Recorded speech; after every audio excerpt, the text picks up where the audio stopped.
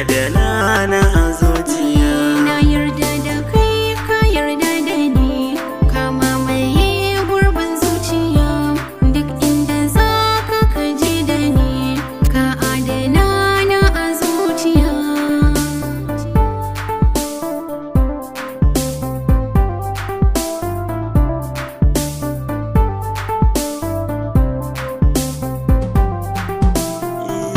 Kyawun soyayya gare ta kan tarbar gaskiya, kuma in na faɗi gare ki ba kyamin tankiya. Irin san da kike gare ni sai dai ne godiya, kina da ɗakin murmushi da kin yi ko dariya. Na kayaci kallon kashi ya sani nake kulliya, ina ririta kana gaba kayi shariya. Ka zamto mini garkuwan jiki da gaban kariya, wurin ka a koyaushe kai ta yi min da ɗawainiya. Kimin da rikon nan da zana tabbata ɗan gata, kin zamo jigon rayuwa garan kin fi kamata. Dukkanin nasara bai wuce ta samin ki gwanata, lokaci yayi rabon mi ya ishe kyawun fata. Ba batun ƙarya duka rayuwa ta ne kai, kanin wani da na halak a ransa da jin kai.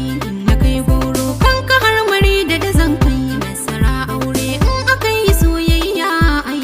Ke ce ma mallakiyar zuciyata, zan bi ke baya ke zangwanata. Fada ta raina ke zo ki huta, kiyo sarauta a da'irata.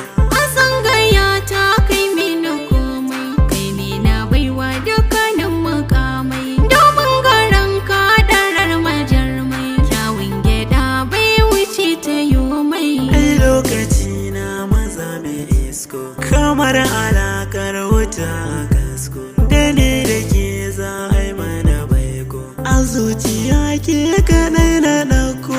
Ai rayuwa za mu yi da girma, Ubangiji dai ya ba mu dama. Girman da shi bai darar manoma, a zuciya san ka ne makama. Me zai taɓanke ko da sanke, akan ki ne za na sanya silke. Ko me kike so zan yi shi take, raunin ki zan bai kula ya warke. Sun ka nake a duka wannan hali, in ka kalle ni ga misali.